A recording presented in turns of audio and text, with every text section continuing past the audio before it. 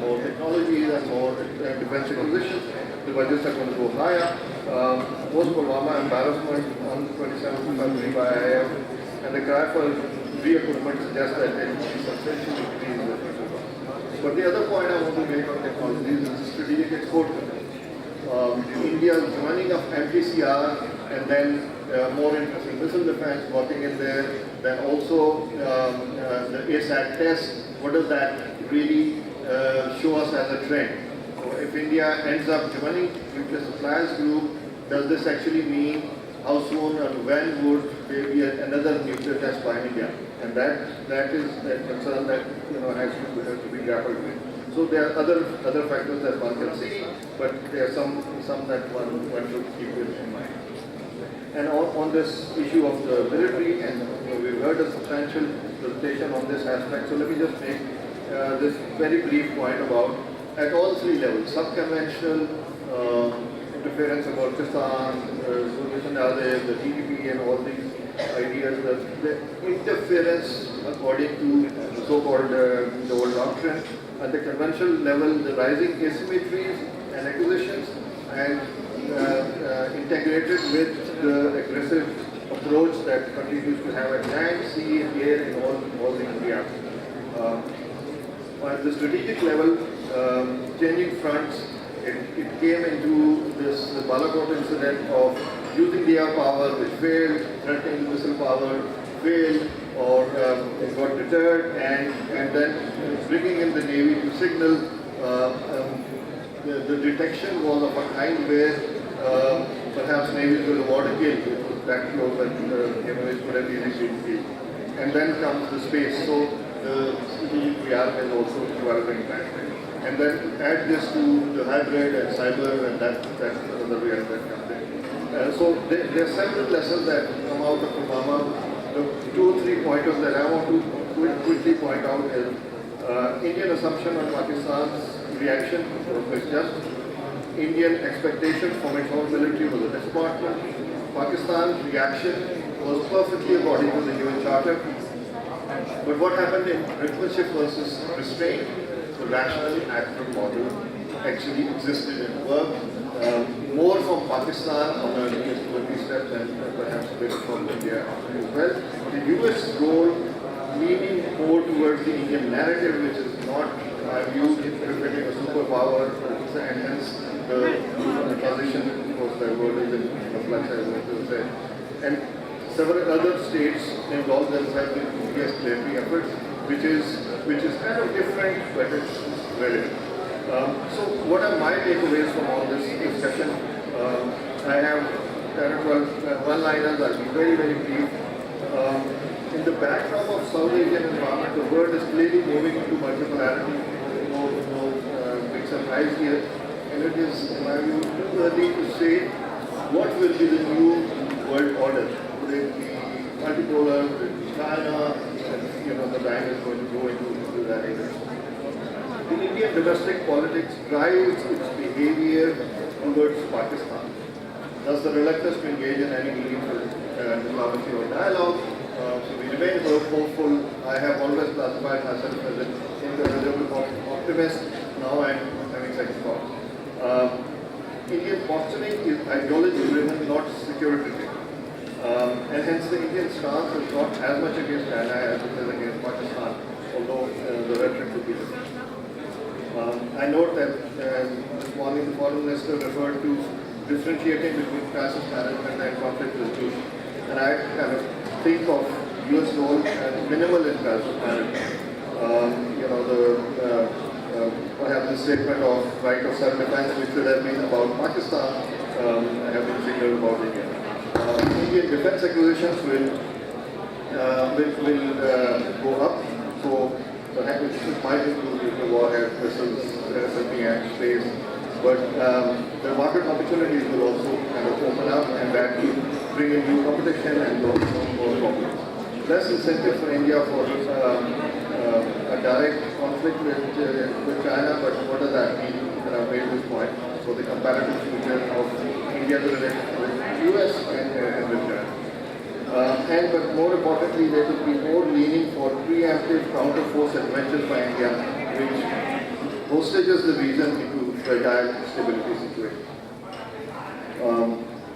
And use of force on national law on Kashmir has actually internationalized the Kashmir issue as an international armed conflict, which was perhaps never their BJP's intention, but they've actually done that. And I note that Foreign Minister made a reference to 1172 linking non-proliferation with Jammu and Kashmir, and that might be a key there.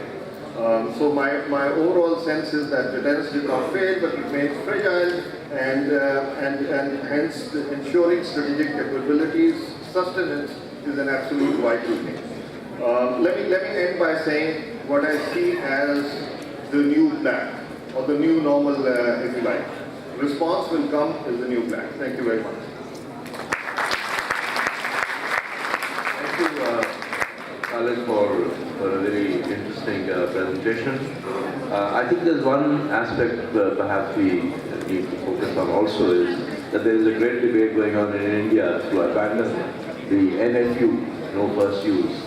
And if we look at the history of the strategic thought development in India from the time of Sundarji and K. Subramaniam and so many others, and of course now to people like Shiv Shankar Menon and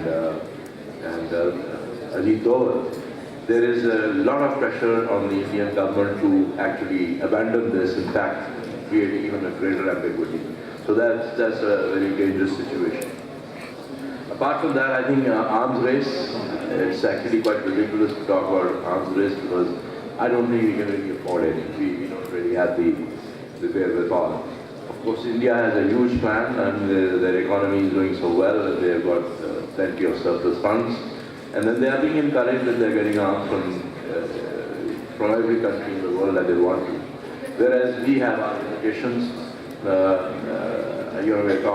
We're talking about our emerging relationship with Russia. Yes, they will sell arms to you provided you have the money. So as far as the bilateral relationship is concerned, I think there is a consensus that we don't really see any prospects of real serious engagement between India and Pakistan. We have 17 minutes or all right, we'll make it 20 minutes. But please ask a question. Only a question. I think that would, and address it to the person the panelists that you would want to answer. Okay. Please ask a question.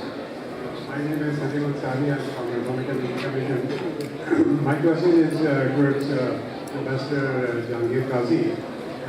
We must appreciate his excellent presentation about the significance of peace and the prosperity among the developing nations. If we look into the history, recently past, there have been many instances where peace has been brought around among belligerent nations, between Israel and Egypt and Sinai, between between Israel and Syria to some extent at Golan Heights, etc. Even in the similar agreement. Can you get to your question, please? Yeah, my question is that what we have been listening towards listening of war and conflict since the morning. What is the chance of peace between these two poorest nations in the world? Thank you. Thank you. That's an important question. There have been. Question by question? Yeah. There have been, of course, instances of peace. The Egyptian-Israeli peace certainly did not increase or contribute to the peace of the region. It has contributed to peace between Israel and Egypt, but some would argue, with some cogency, that it has made a Middle East settlement even less likely than ever, and possibly more dangerous than ever in the longer run, because the issue continues. However, between India and Pakistan, as we have seen, it has been from the very beginning a zero-sum relationship. And despite all the efforts and all the several talks that we've had with India over the decades and all, it has remained essentially that, with some intervals of interludes of hope. And I said the best talks that ever took place between India and Pakistan were talks which took place 20,000 leagues under the sea, the so-called back channel talks, which could not surface because it would have been fired at by all sides. So that is in that context I did refer to the impending global survival challenges, which will be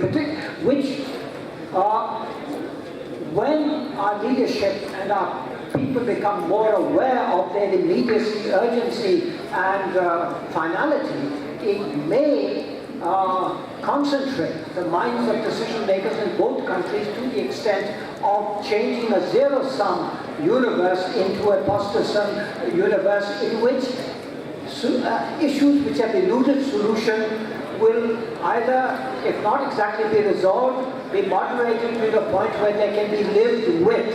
And if that happens, in my belief, we will have to take up the back channel talks again. But we will have to do it with the support of public opinion, because you will no longer be able to conduct such talks in secrecy.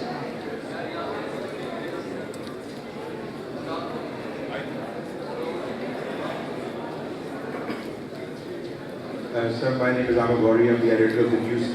My question is again to Professor Kazi.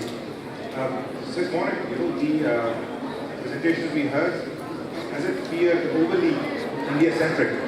My question is, do you see any other threats, emerging challenges in the region from Iran, from America, from Afghanistan, or do we actually just see India as a strategic challenge?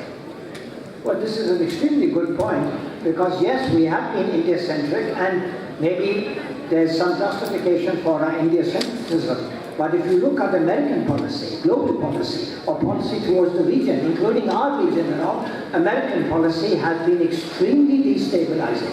After all, since 9/11, how many Muslim countries has America invaded, occupied, and totally destroyed their civil societies? That is going to be a situation which is going to stay with us for most of the rest of the century, and it's going to impact on the immediate strategic environment of Pakistan. So most certainly, and even now we saw after Pulwama and Balakot, the American attitude. And the American attitude is not based on law, morality, fair play. It is based on China and in using India as a potential ally in the so-called Indo-Pacific region, a new name. Where has Indo-Pacific ever been referred to before? It's funny that the biggest country in the entire region, Indo-Pacific region, is not mentioned, which is China.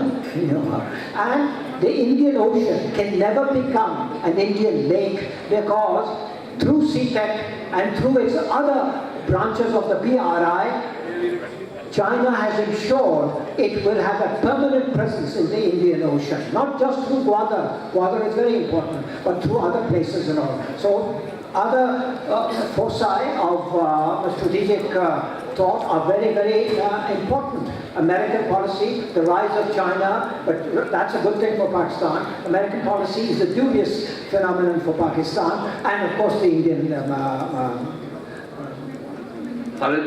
factor.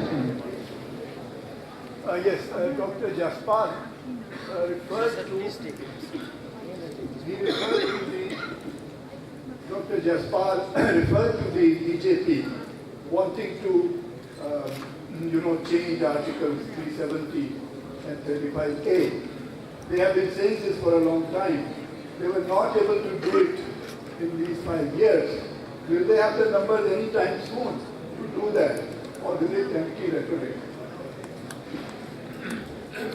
I think that the friends of when we see the Indian election, they would not be having a number to amend the constitution, but they have started moving indirectly, and that is through their Supreme Court. Because in the Indian constitutional history, Supreme Court makes certain decisions which were considered very significant. So if they go on 35A this debate, then definitely there is a problem of that. But changing the Article 370 by number, you get the parliament or the proper constitutional process, it will be not possible. Thank you. I just want to make one short comment on this one. In the sense of the BJP manifesto and bring this in again in the latest manifesto, and looking at the legacy of taking a very, very strong and rigid positions earlier, there's a possibility that maximum effort will be made. It will translate into more trouble within Kashmir, and that will have a spillover effect on Pakistan and the rest of the world, but there will be maximum effort in that direction. Thank you. Yes, please. Only a question, please. Only a question. My name is Muzammil Hussain and I'm a regional writer. My question is to Dr. Zafar Kumar Jaswal and Ambassador Ashraf both. Both have said that after the Indian election, as Dr. Jaswal said, there will be no change, and Dr. Ashraf said that the dialogue proved to be not fruitful. My question is that Kashmir issue, about which you were both speaking, if Kashmir issue is, as your views, an indigenous issue, up to how much extent Kashmiris shall sustain to combat Indian cruelty in Kashmir? Thank you very much. All right. Yes, India-Pakistan dialogue is unlikely of itself to resolve the Kashmir question. However, it is also a fact that without progress in an India-Pakistan dialogue, the Kashmir issue cannot be resolved on a stable basis. On a stable basis, that is because we have to be realistic that Kashmir, the population of Kashmir vis-a-vis the gigantic force that India deploys, so it would need the understanding of the international community, the regional community, and indeed the more, how do I call it,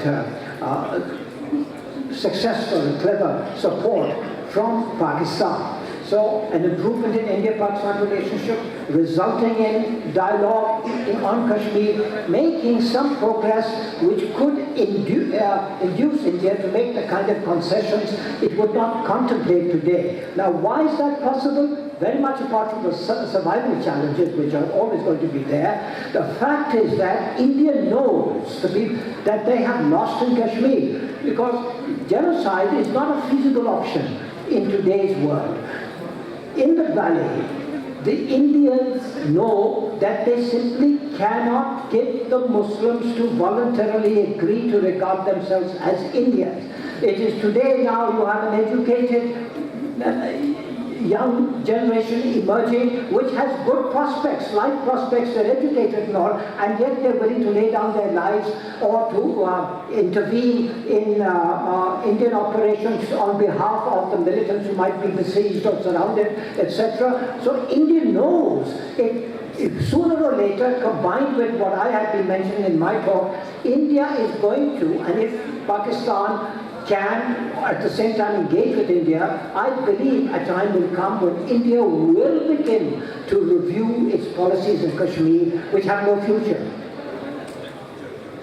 I think that my argument was based on 2 points. One was reviewing the 5 years Prime Minister Modi's, you can say, history of and its relations with the Pakistan as the Prime Minister of India. If we have seen Ufa, we have seen Paris meeting, we have seen he was in Lahore, we have seen the other meetings, 1 step forward, 2 step backward. So that was his strength, because in his state elections, he was using anti-Pakistan propaganda, especially after the September 2016, when he started looking surgical strike, and then he cashed it during the UP province election. So that was my first point. Second, why I am not optimistic. One is Kashmir itself. It will be going to be there. Second is that the defense industry in India is linked with the media, because the way the Tara fans are investing in the defense industry, and from there the money is going in the media, and the way the language is coming up. And the third point in this context is the Modi, if you see this election today, he's contesting on a presidential style, not on a parliamentary style. And he's presenting him as a macho man. And that is a very important thing, that how he sustained that. And living with as a prime minister with a you can say, the damage reputed armed forces, definitely they can go for something, and that's why my apprehension was on the basis of that when I was saying that there's lesser probability of improvement of relations. I just add a sentence, if I may. There is a very interesting option for India if and when it begins to realize its current policies are not working. And that is to begin to shift towards supporting the third option.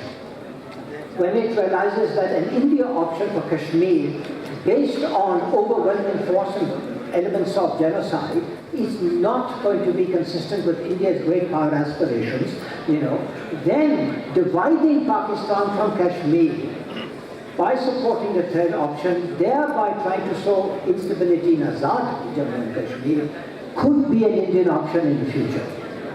Last two questions, please. Okay.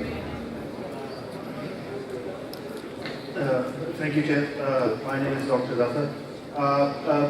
Dr. Jaspal talked about the linkages between the international strategic environment and the impact on the regional situation.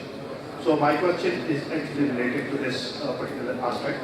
Now, traditionally, as we have seen that there has been a role played by the international or third parties in diffusing tension between the two countries, India and Pakistan. But this time the situation has been somewhat different. Looking at the past, unfortunately, third parties have actually been tilted, or they have been... Can you ask him? All right.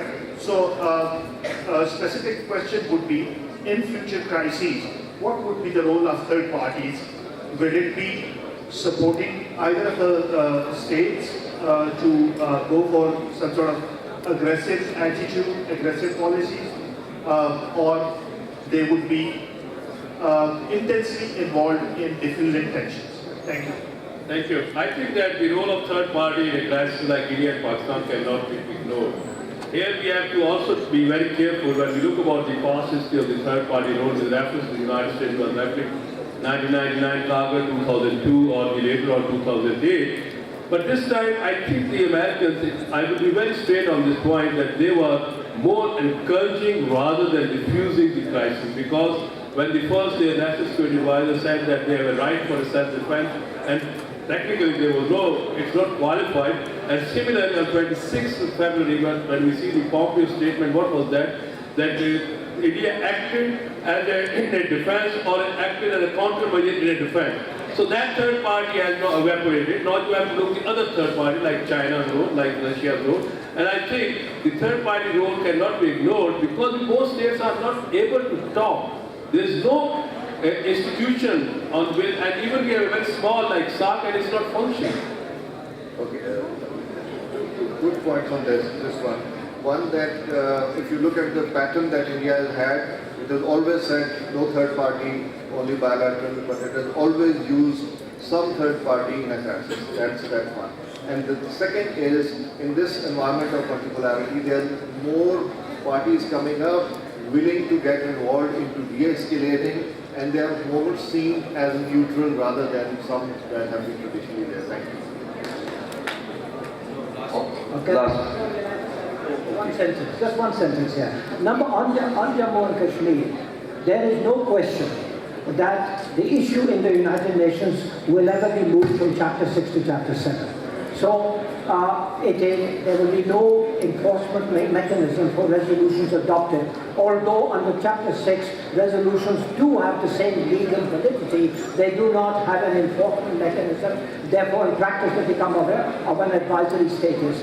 Secondly, if you ever involve the big powers in resolving the dispute, they will always do it on the basis of the status quo. Okay, last question. My question is from Jaspal sir. India under the BJP is a Hindu nationalist state. Speak a little louder, please. India under the BJP, it looks, now can you hear? Yes. Okay. The question is that India under the BJP now looks it's a complete Indian, it's a Hindu state now. So where the Muslims, the minorities, Muslims, Sikhs, Christians, even the Dalits, the low caste Hindus, they are being victimized. So do you think that if the BJP comes into power again and rules for another 5 years, there could be a nexus between the Muslims, Sikhs, and the Dalits, for a separate, for independence against them? So do you think? I think that I concur your point that the present shape or the look of India is not a secular but a Hinduism dominating. But at the same time, we have to not forget India is rich with culture, like Muslim culture is there are other things and the other things. And next time in the 5 years BJP will be coming into power, definitely it will be not able to sustain or control it. You see, even this time, last time in 2014 in their manifesto was very clear to build the Ram Mandir, but they failed to build. So the promises which the Prime Minister Modi is making now, whether it's going to fulfill in the coming years, that is a question or debatable issue. Well, ladies and gentlemen, thank you very much. We've come to the end of our session. We're running out of time. We've had a very interesting discussion. I'll just make one point. Just one point, please. Whatever we saw in terms of the crisis, one of the most important aspects of this is the first time that two nuclear powers have actually got into a scrap, into a fight. During the Cold War, Soviet Union and the United States had confrontation, but they never really exchanged fire. Now this is the dangerous part because India and Pakistan don't really have much time to think. The reaction time is extremely limited, and therefore, there is no mechanism, as Khalid said, between India and Pakistan to talk about this, to prevent a serious crisis blowing into a nuclear exchange.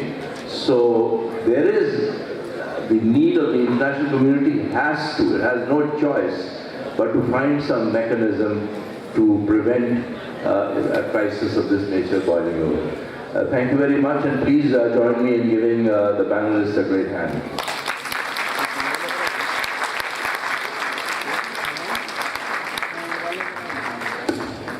Thank you, chairs and speakers. This brings us to an end of our second session. Ladies and gentlemen, while we had a huge turnout on this event, I would, however, request only those participants who have the participant badge being displayed on them to join us for lunch. Thank you.